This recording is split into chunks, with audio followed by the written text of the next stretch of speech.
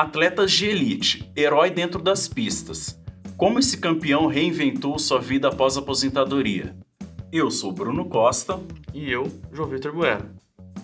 Está começando agora o primeiro episódio do videocast Versus Luta Diária e Glória Eterna.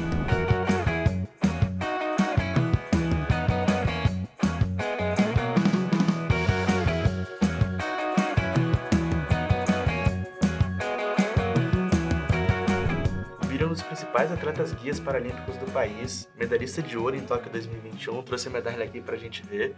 Bira, é um prazer estar recebendo você aqui hoje no nosso primeiro episódio. E a gente queria conversar um pouquinho com você sobre essa transição, o momento de transição de carreira entre atleta para atleta guia, para depois ser fundador, professor de uma escola. Então a gente queria conversar um pouco sobre essa trajetória e entender o seu lado, como é que foi a sua parte mental, sua preparação para tudo isso. Bira, como que você começou a sua carreira no atletismo? Eu comecei um pouco tarde no atletismo, né? Normalmente a pessoa começa quando criança, tá? E eu sempre fui uma criança muito ativa, né? Futebol, tudo, brincava muito na escola, mas o atletismo eu fui conhecer já perto dos meus 21 anos, né? E ali que eu iniciei tudo a minha carreira, através de algo que parecia ser inusitado, que parecia que tudo estava acabando ali, né? Porque eu gostava muito de futebol, gostava de me divertir bastante, e eu rompi o ligamento do meu joelho direito, né? Em 1998. E com essa lesão eu fiquei um pouco debilitado de fazer as coisas, né? Eu parei de jogar futebol que eu gostava, parei de fazer as coisas e fiz uma cirurgia. Logo em seguida, consegui uma cirurgia pelo SUS na época, da reconstituição do ligamento cruzado. E através dessa reconstituição eu tinha que fazer fisioterapia. E essa fisioterapia era muito longe da cidade que eu morava. De Ubirajara eu tinha que fazer fisioterapia em Marília, porque na época em Ubirajara não tinha fisioterapia ainda. Cidadezinha pequena, 4.000 habitantes. E nessa de ter que ir e voltar, eu não conseguia ir todo dia. Eu ia uma vez por semana e eu não tinha recuperação. E um fisioterapeuta, né, graças a Deus, foi inteligente e pediu para que eu começasse a fazer algo em casa. Comprasse uma borrachinha, começasse a fortalecer e desse uma corridinha para ganhar um pouco de estabilidade no joelho. E assim eu comecei a fortalecer, comecei a dar uma corridinha. E um senhor, que é meu amigo, Wilson Ferrari, me encontrou um dia correndo numa estrada de terra e me acompanhou numa subida, numa rampa muito pesada. E eu estava correndo e ele falou assim: nossa, você está correndo a 4/1000. Eu nem sabia o que era aquilo, né? E era o pace que eu estava correndo, estava desenvolvendo um ritmo legal numa subida para uma pessoa que nunca tinha disputado uma prova, nunca tinha treinado. E ele falou que eu tinha um talento, né? E eu acreditei naquelas palavras dele. Um dia fomos nos encontrar para correr e eu comecei, através dessa lesão, né? Eu comecei a fazer esse treinamento que ele começou a passar para mim e logo comecei a despontar no mundo do atletismo, né? Comecei a ter alguns resultados expressivos pelo tempo de treino. Com 6 meses eu já estava correndo, pegando algum pódio na categoria, pegando algumas medalhas, né? Por uma pessoa que estava começando há pouco tempo. Então eu já comecei a dar alguns passos na carreira de atleta. Ah, maravilha. E como é que foi a sua primeira viagem internacional? Como é que foi essa sensação para você? Olha, foi um sonho, assim, né? Eu não imaginava, né? Eu costumo dizer que eu que nasci lá numa cidade bem pequena e você não tem essas perspectivas tão grandes, né? Eu nunca tinha sonhado em viajar fora do Brasil. E quando eu fui convidado, né, convocado para ir fazer minha primeira viagem internacional, que foi para Pequim, na China, como atleta guia, foi uma novidade muito grande, porque a cidade mais grande que eu conhecia até então era Marília. Uma cidade, né? Para quem morava numa cidade de 4.000 habitantes, estava morando numa cidade na época, Marília, com quase 300.000 habitantes, então para mim já era muito aquilo. E quando eu recebi a convocação para ir para Pequim, eu fiquei, né, abismado, assim, imaginando, nossa, vou conhecer um país que eu nem faço ideia como é, né, do outro lado do mundo, aquela coisa toda. Então, assim, foi um momento muito feliz na minha vida já, né, no meu início de carreira. Foi um momento que me marcou bastante, assim, me deixou muito lisonjeado por aquilo que eu acreditei que poderia acontecer, não tudo isso, mas que estava acontecendo de uma maneira até melhor do que eu estava imaginando. E o que te marcou nessa longa trajetória sua como atleta? Qual foi alguma viagem ou algum ganho de alguma medalha? O que te marcou nessa longa trajetória? Então, eu tive vários momentos assim marcantes nessa minha viagem, nessa minha vida, né, de atleta.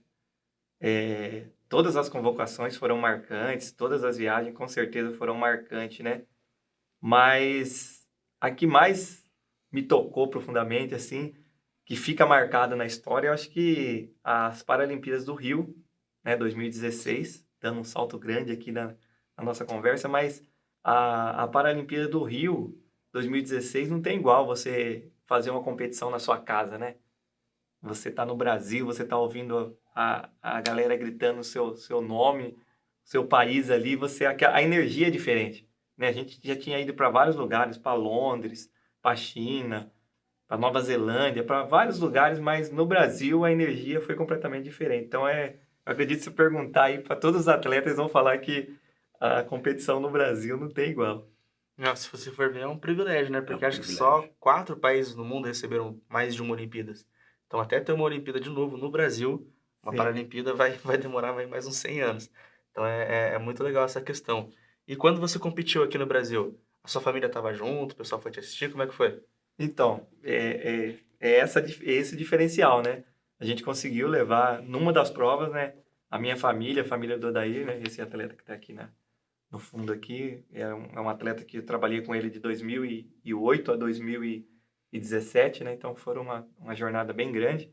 Então, nós conseguimos levar nossa família na primeira prova dos 5.000 metros. Então, foi assim, você sabia que tinha sua família assistindo, né? Ali vibrando por você, e depois você terminar a prova, aquela vontade de sair lá, abraçar né, compartilhar aquele momento que nós tínhamos ganhado uma medalha. Então, assim, foi tudo diferente nessa Paralimpíada do Rio. Então, por isso, acho que é mais um dos motivos para ter sido tão especial, assim, na minha carreira. E como que você fez essa transição para aposentadoria, para o pós-carreira? Como que foi? Como que você conseguiu lidar com isso?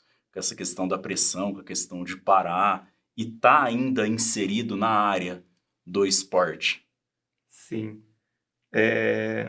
Infelizmente, né, o atletismo ele não tem a mesma visão de outros esportes, do esporte mundial que é o futebol, né?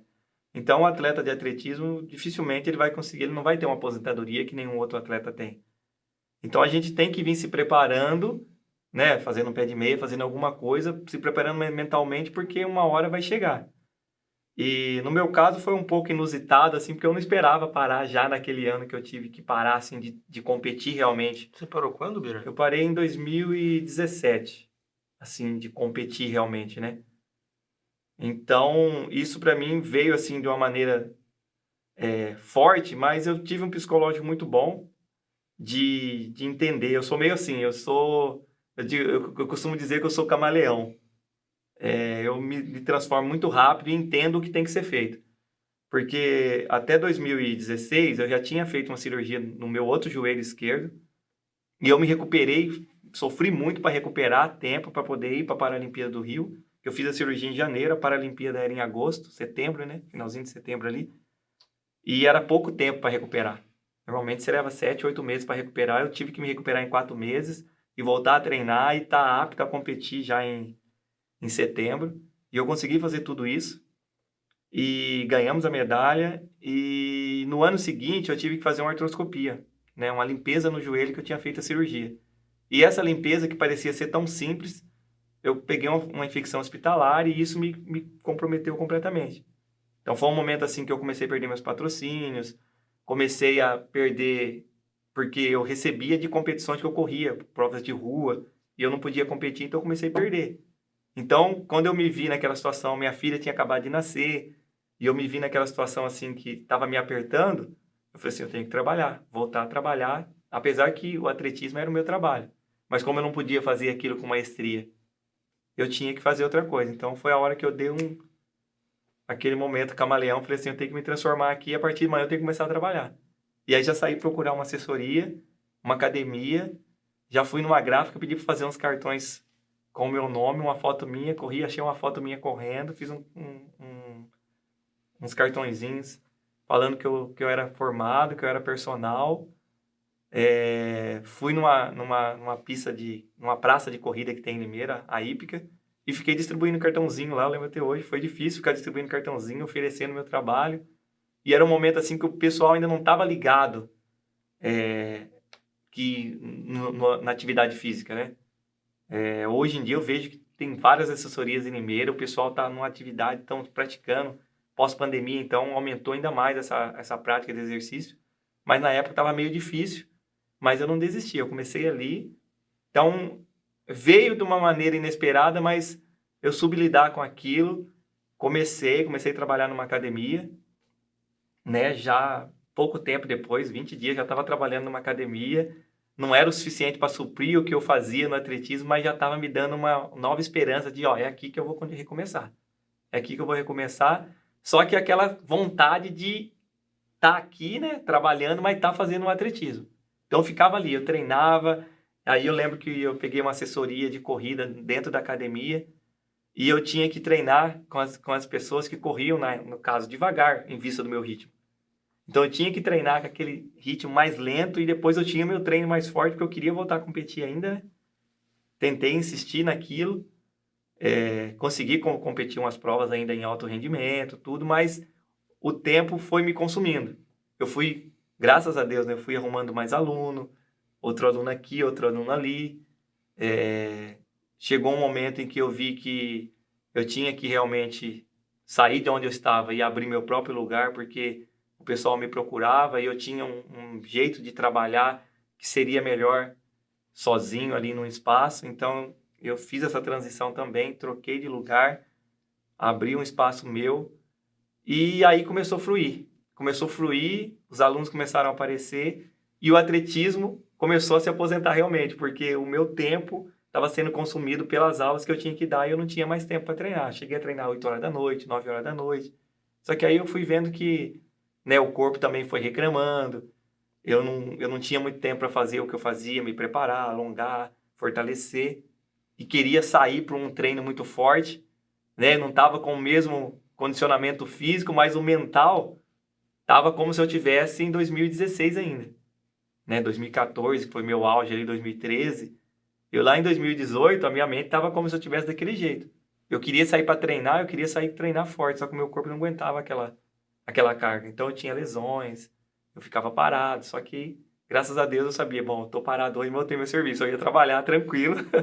A hora que recuperar eu voltava a treinar, né? Então foi bem assim, meio louco, mas deu muito certo. Não, maravilha. E assim, como é que foi essa transição para voltar a competir em 2020? Para participar das Olimpíadas de Tóquio, em 2021 no caso. E ainda queria aproveitar e comentar que foi uma Olimpíada que eu acho que nunca mais vai ser do mesmo jeito, né? Uma Olimpíada sem público, no mundo pós-pandêmico. Como que foi? Essa Paralimpíada de Tóquio também foi um momento assim, vai ficar para a história, de várias maneiras, né? De vários acontecimentos desse ano, né? 2020 não deu para ter a Paralimpíada, foi para 2021. E ela foi, assim, uma Paralimpíada que vai ficar na história do mundo, né? E na minha história por vários motivos, assim, porque nós conseguimos 2 medalhas de ouro que eu tinha tido medalha de bronze. Perdi até a conta de quantas medalhas paralímpicas eram 12 medalhas paralímpicas, mas eu não tinha de ouro. E aí conseguimos 2 de ouro, né? E essa medalha aqui em especial, ela veio como a 100ª medalha de ouro da história do país, a medalha do recorde mundial. Então, assim, ela foi uma Paralimpíada bem especial. E também, por isso que você falou, eu já estava me considerando um atleta aposentado, como atleta guia, né? Já estava parado. Eu lembro que em dezembro de 2020, eu estava pedalando porque eu tinha tido lesão de novo, não estava conseguindo correr. Então eu estava trabalhando e final de semana, alguns dias eu ia trabalhar de bicicleta, final de semana eu rodava muito de bicicleta para ganhar um condicionamento. E eu recebi um convite, né? Um aviso, a gente pode te relacionar na lista de convocados para Tóquio 2021, para vocês, você acha que dá para ir? Porque o atleta está muito forte, precisa de um guia experiente, tá? E mais uma vez eu fiz aquela transformação, falei, pode me chamar. Mesmo sem estar treinando, eu falei assim, eu vou recuperar, eu vou. E continuei pedalando e voltei a correr em fevereiro. Né? Foi assim, eu voltei a correr em fevereiro, foi uma das Paralimpíadas que eu mais sofri, eu costumo dizer, porque as outras eu estava muito em forma, eu estava muito melhor do que o atleta que eu ia guiar, então eu guiava com tranquilidade. E nessa, no momento que eu aceitei, eu estava correndo menos do que o atleta que eu tinha que guiar. Então, assim, eu voltei a treinar, voltei a fazer uns treinamentos mais pesados, comecei a achar horário, saía para treinar 4 horas da manhã, 6 horas eu tinha que trabalhar, tinha que treinar mais cedo, então acabava o trabalho às 9 da noite, eu ia correr ainda às 9 horas da noite, porque eu tinha que, né, fortalecer, voltar a ganhar aquele cardio que eu tinha perdido. Mas deu tudo certo, eu consegui, né, fazer esse treinamento e viajei para Campo Grande antes, né, fiquei 2 meses quase em Campo Grande treinando com o atleta de novo, que eu já conhecia. E foi uma experiência, assim, completamente diferente das outras, porque eu tive que me reinventar, voltar a ser atleta de novo, mesmo querendo parar, e deu muito certo. O corpo respondeu bem, suportou a carga de treinamento, que foi muito grande na época, para poder chegar ao nível que o atleta estava, e deu tudo certo. Tive uma pequena lesãozinha lá, já em Tóquio, mas os fisioterapeutas ali me ajudaram e eu consegui fazer o papel que tinha que ser feito. E conseguimos as 2 medalhas de ouro, né, o recorde mundial e a 100ª medalha da história do país, né, paralímpico. E essa preparação é diferente, né, quando você está como atleta guia. Você usa métodos diferentes para os treinamentos com eles? Como é que é feito isso? Quando você está treinando como atleta convencional, sozinho, né, você treina para você, né, você tem a sua passada, você tem o seu intervalo de treino, você tem o seu volume de treino, você tem a sua passada. E quando você é um atleta guia, tudo isso se resume ao atleta. Então, o guia tem que se adaptar ao atleta. Então, se o atleta tem uma passada maior que a sua, você vai ter que aumentar a sua passada. Você não pode fazer ele diminuir, senão você vai prejudicá-lo. E se o atleta tem uma passada menor, você tem que diminuir sua passada. Se o ritmo do atleta é mais forte que o seu, você tem que se esforçar para chegar no ritmo dele. Se for mais lento, você vai ter que correr mais lento.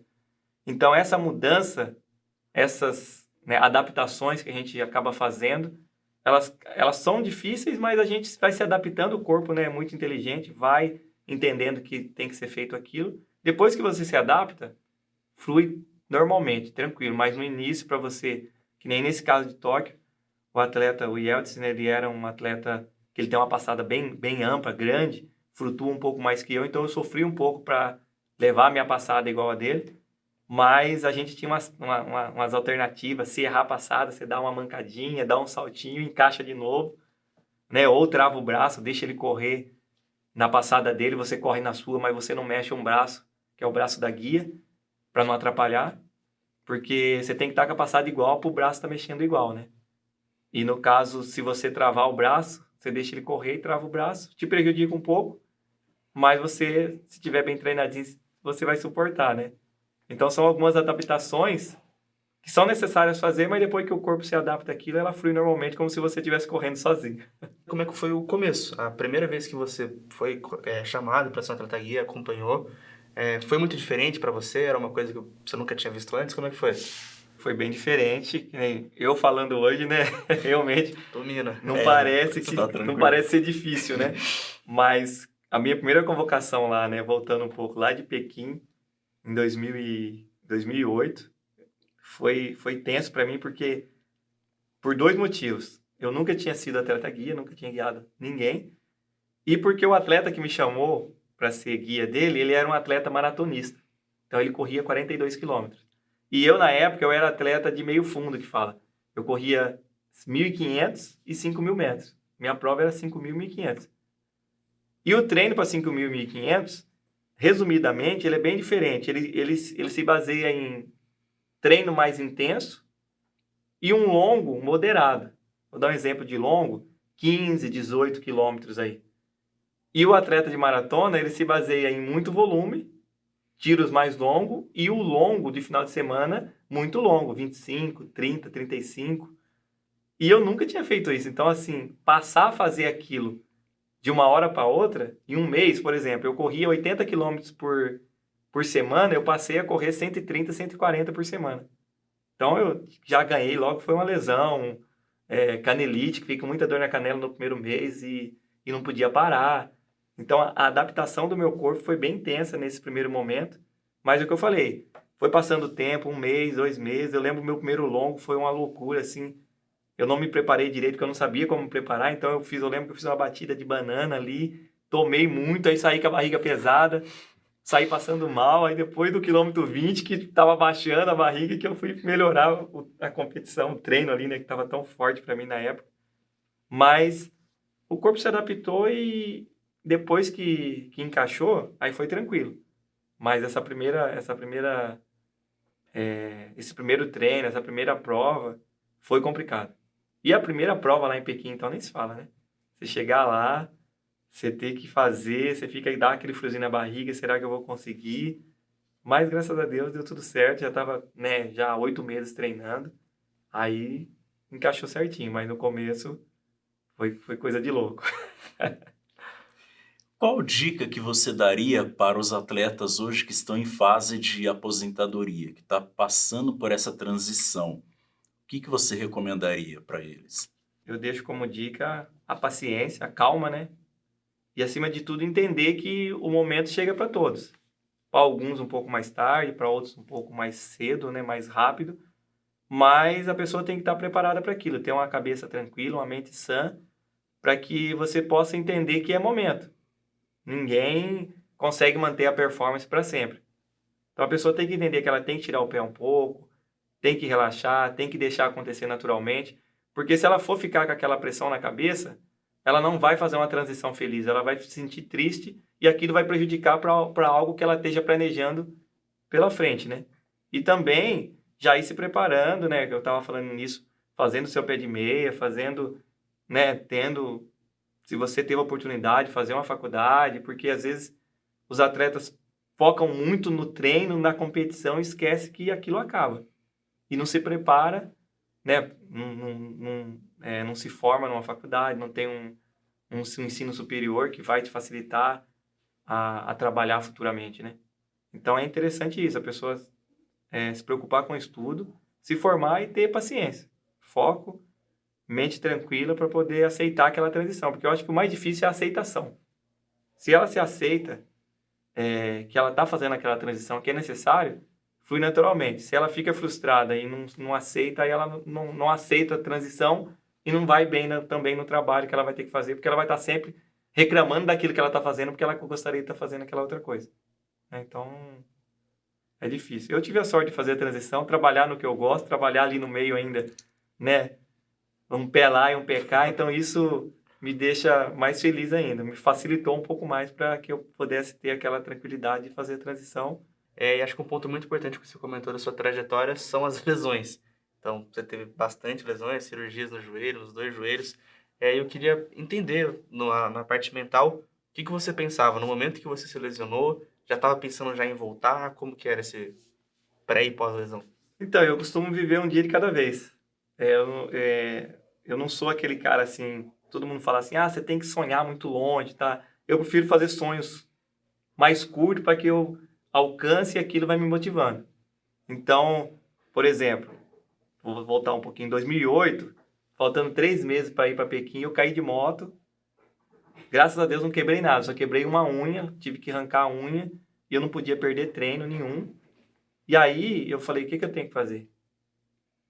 Foi um momento triste porque eu estava lesionado, triste porque na época eu lembro que eu tinha 2 pares de tênis apenas e era o que eu tinha que usar todos os dias. E aí entrou o camaleão lá e falou, você não pode parar de treinar. Mas como você não vai treinar com a unha arrancada? Eu fui lá e cortei a ponta do tênis, pro dedão ficar para fora, e adaptei aquilo e falei assim, eu vou treinar hoje, amanhã alguém vai me dar um tênis, ou eu vou ter um dinheiro para comprar, mas eu preciso fazer isso aqui agora. Senão eu vou perder o treinamento e eu não vou conseguir dar conta do que eu me comprometi em fazer. Então, assim, eu não ficava pensando muito longe, né, quando estava acontecendo essas coisas. Eu ficava pensando, eu tinha que vencer hoje.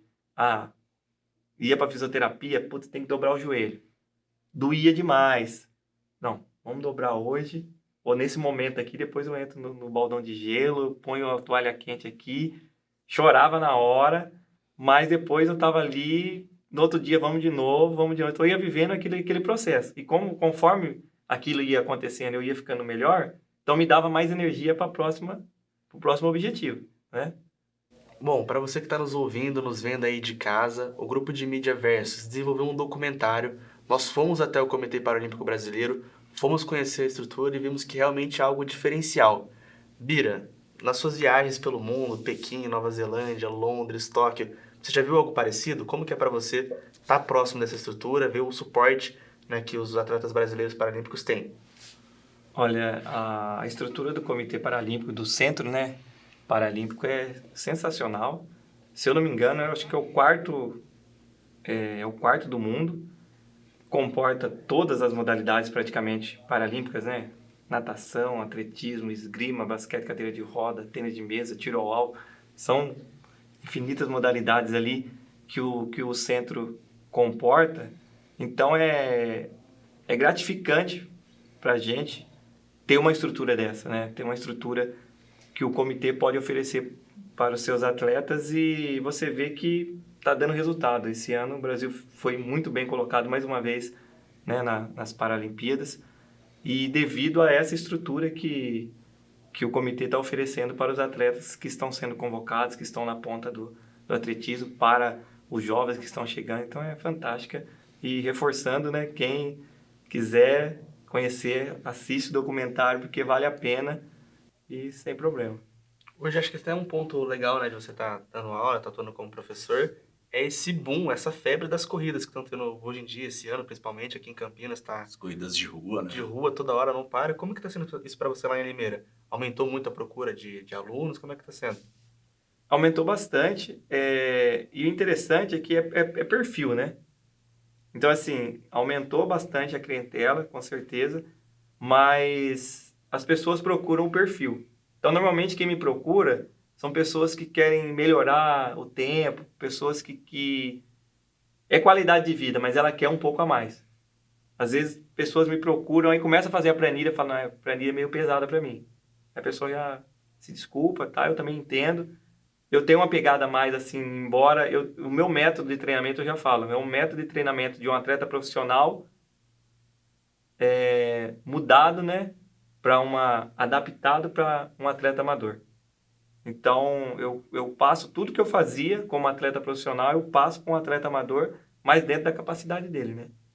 Então, eu consigo transferir aquilo que eu fazia tranquilo, as pessoas conseguem treinar, fazer o treino certinho e procuram aquilo que se identifica comigo. E graças a Deus eu consigo me identificar com várias pessoas, né? Assim, sou fácil de comunicar, estou sempre sorrindo ali, é o meu jeito mesmo, não preciso ficar disfarçando nada, então a gente fica mais fácil de socializar com as pessoas.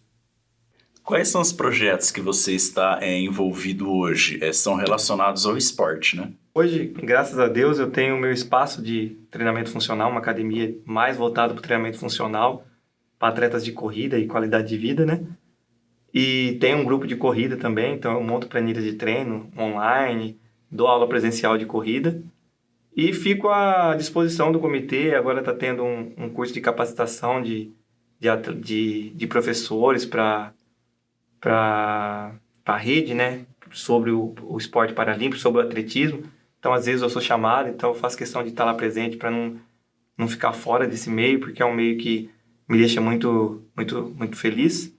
E também, né, até o ano passado, quando precisavam aí de um atleta guia, eu estava participando. Agora eu já estou me considerando aposentado, acredito que não dá mais para mim, mas se precisarem de mim aí, como foi o ano passado, como auxiliar técnico, para acompanhar o pessoal, então, assim, eu consigo estar engajado nesse meio, então está sendo muito gratificante de não estar fazendo o atletismo mais como um alto rendimento, mas estar participando ali, né, do mundo do atletismo ainda como auxiliar, como alguma coisa que apareça para fazer, né? Bira, mais uma vez, muito obrigado por estar aqui conosco. É um prazer ter te recebido aqui na faculdade para gravar o nosso podcast. Eu queria agradecer, né? Foi um prazer todo meu. Fico muito lisonjeado e também honrado de fazer parte aqui do documentário de vocês, né? Do videocast. E estou à disposição para o que vocês precisarem. Versus é um videocast produzido por mim, Bruno Costa, para o projeto experimental da Faculdade de Jornalismo da PUC Campinas, sobre a orientação da professora Cissa Toledo. Até mais. Obrigado, pessoal.